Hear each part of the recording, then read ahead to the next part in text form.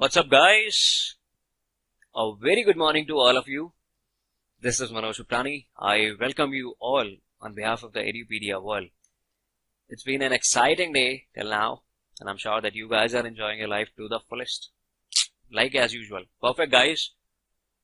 So we have been studying currently the Sarbanes-Oxley 2002.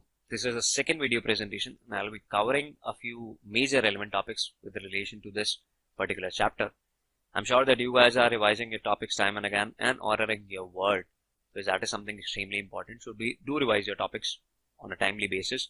So fasten up your seatbelts. We are about to take off with this second presentation with the first topic, and that will be about the disclosure of controls and procedures. So this will be categorized into four major heads. One, corporate filings. Another, aspects. Third, responsibility of officers, and fourth, the significance. So let's understand them each one by one. So what is basically the disclosure of control and procedures? So what's the concept? So it's behind this something relating to corporate filings. First of all, it says the kind of thing that you do, the kind of controls that our organization has in its place, the kind of procedures that a organization willfully takes up in order to attain the kind of procedure. So you need to disclose the same in your respective filings. So while I say about corporate filings, so the listed entities are required to file with the stock exchange on a regular basis some of the reports, such as financial statements, their press releases, their prospectus, their information, their circulars.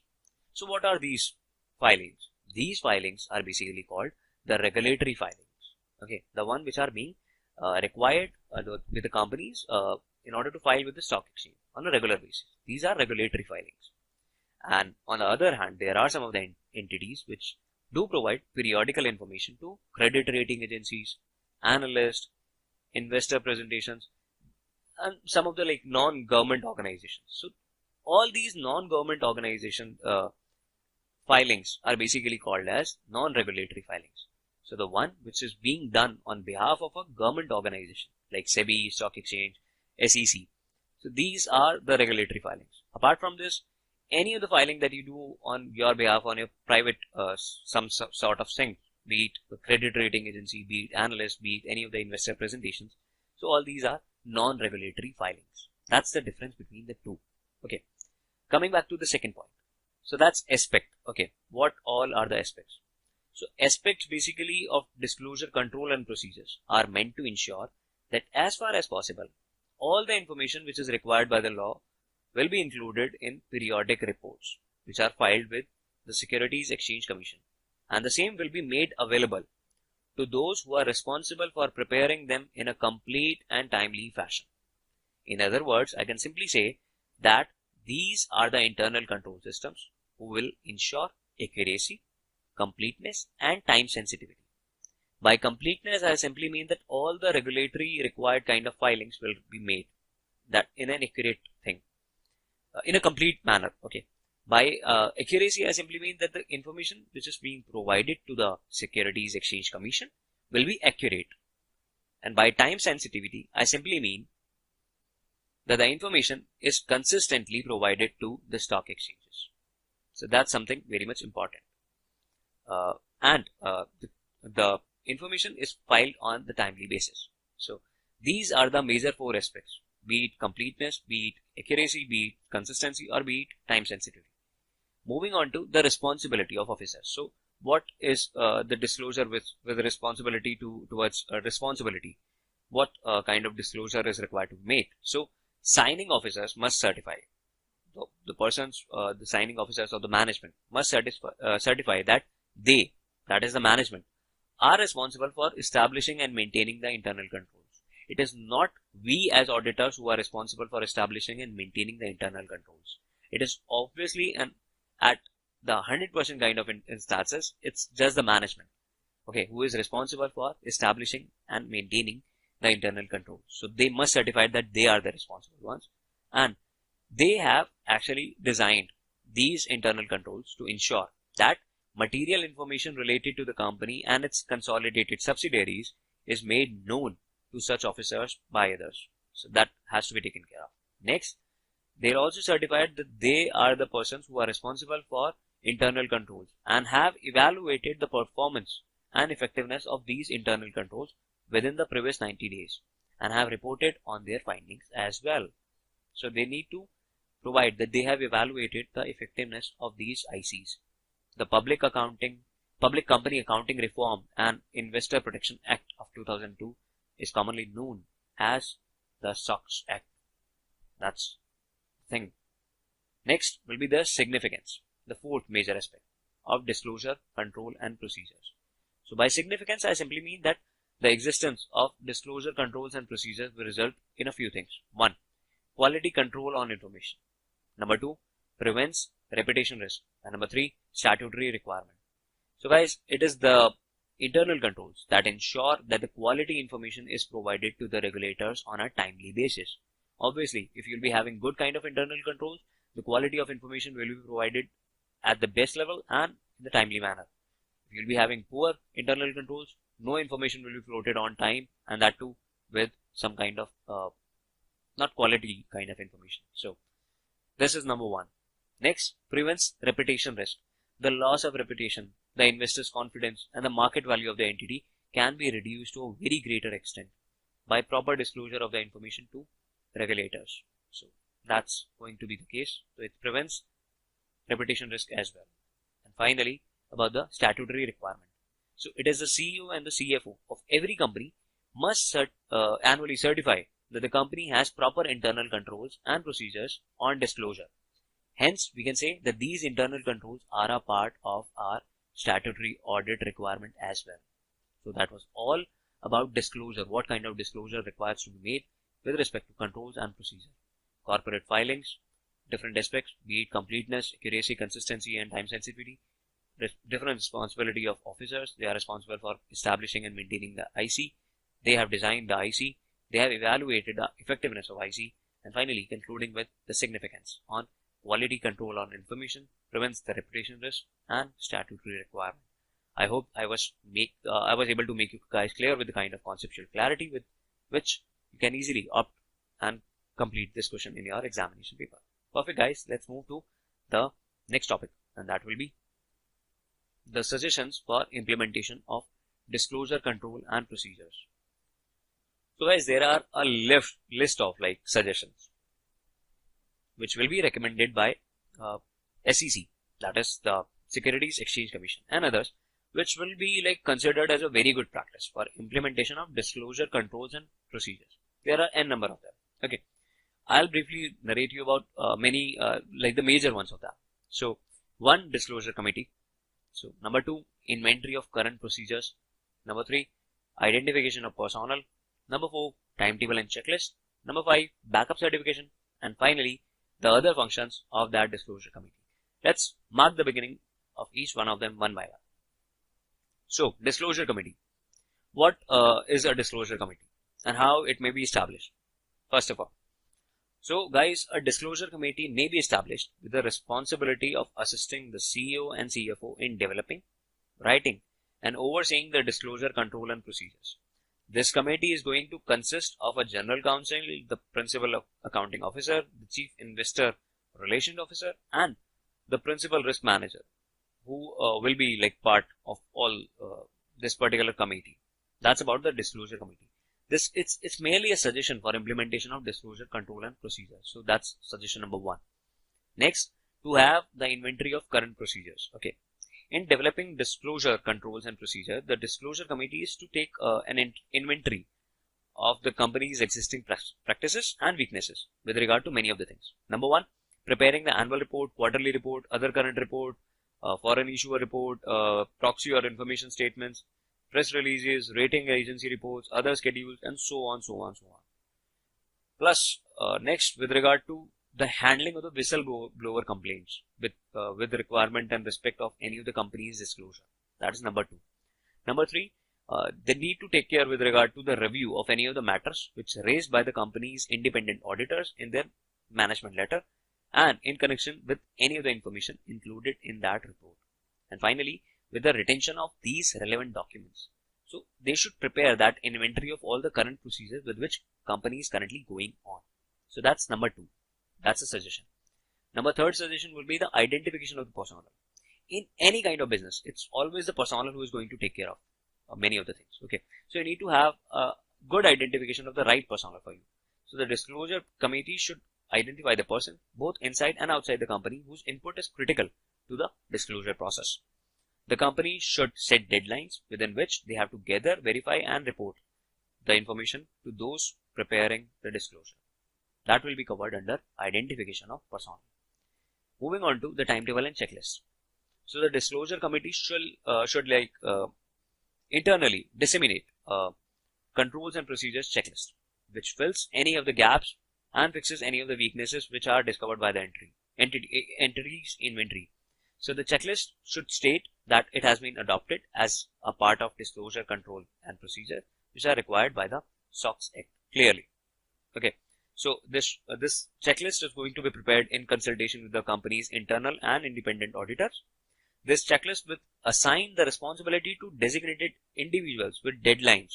Okay, and this checklist should be reviewed and evaluated periodically, which is absolutely a major concern for many of the companies. They prepare this thing, but they don't review and evaluate it periodically. So that needs to be done. Moving on to the backup certification, point number 5th. So companies may obtain some backup support certification from certain offices that confirm the certifications of the CFO and CEO. Backup certifications may not be appropriate for all the companies since it will cascade down through the company and create an unmanageable bureaucratic structure. So that's one of the positive for it, and that's one negative for it. Moving on to the last stage, that is the other functions of the disclosure committee. Other functions will include overseeing and coordinating the collection of the information, resolving the questions about the materiality of any kind of development, reviewing and advising on the context of disclosure, what all disclosures needs to be made. Moving on to the drafting of disclosure and communication with the investing public, and lastly, recommending the board and the audit committee and the CFO and CEO on the filing of the report. So that's all about the other functions of disclosure committee. These are the suggestions for implementation of any of the disclosure control and audit programs. Disclosure committee, inventory of current procedures, identification of personnel, timetable and checklist, backup certification and other functions of disclosure committee. I hope I was able to provide you the right amount of enlightenment with respect to this particular topic.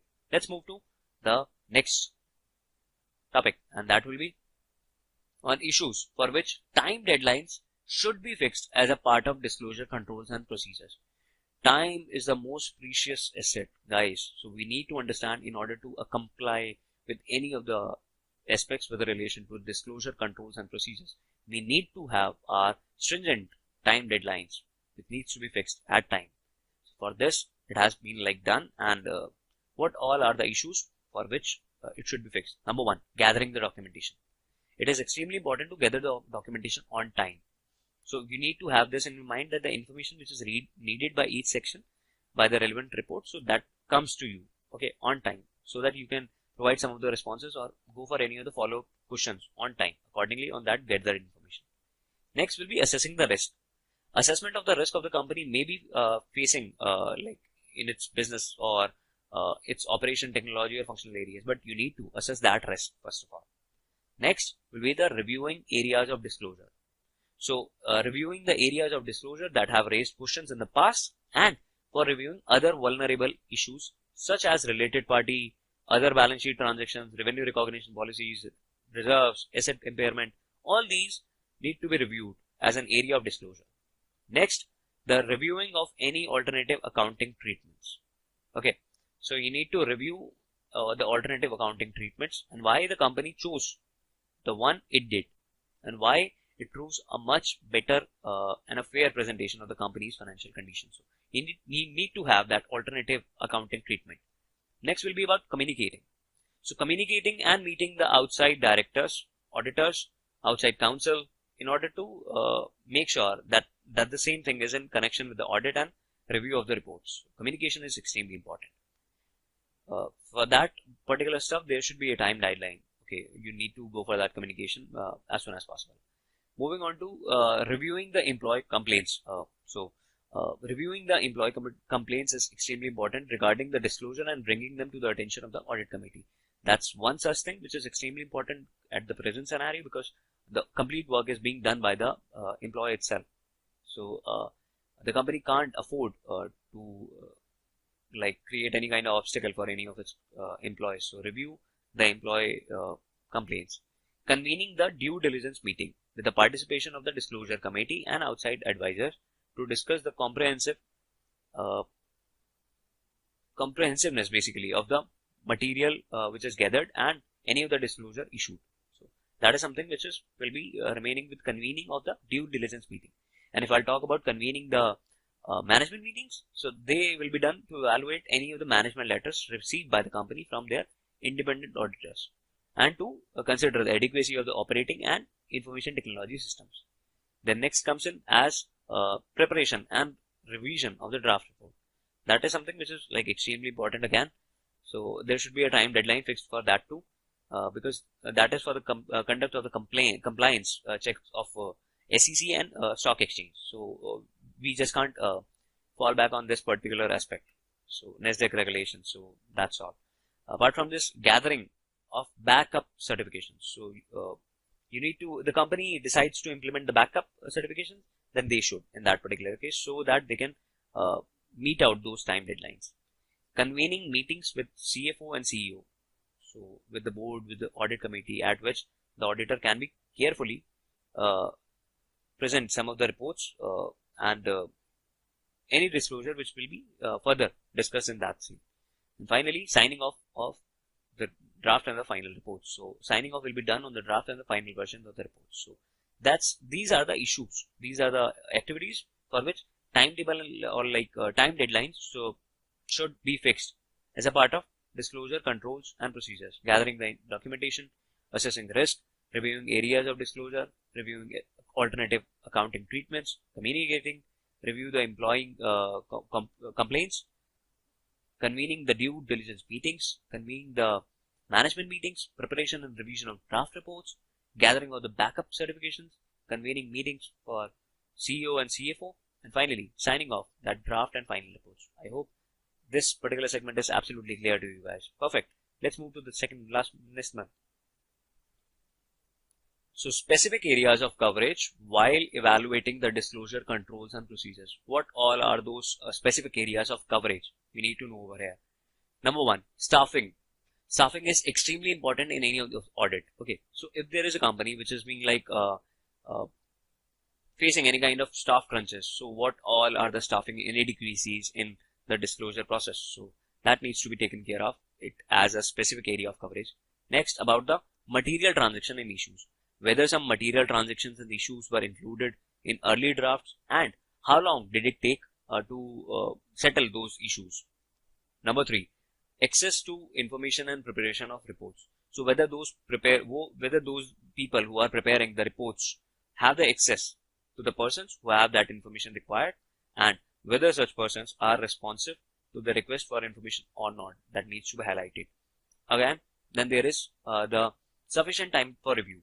So whether sufficient time was allowed for review, comment, question answer session on any of the drafts, whether transactions were filed with complete kind of relevant things, or there were some of the missing documents. So you need to know that. So sufficient time to discuss the issues. Whether sufficient time was allowed for review, the comment, or the question answer session for that particular stuff. So whether there was some sufficient time to discuss the issues and maintain a sufficient dialogue between the gatekeeper of the information and the auditor. So that has to be taken care of. Next will be the level of experience of those drafting the reports. So what is the level of their experience while they can draft the report or not? So you need to assess that in your specific area of coverage. Again, then there is your reliability on the information system used.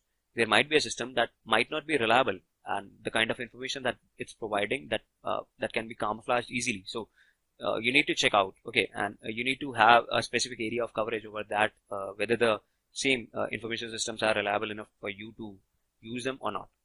Second last thing will be the adequate controls over related party transactions. So whether there are some of the existing adequate controls over related party transactions or not. So that's again a specific area of coverage.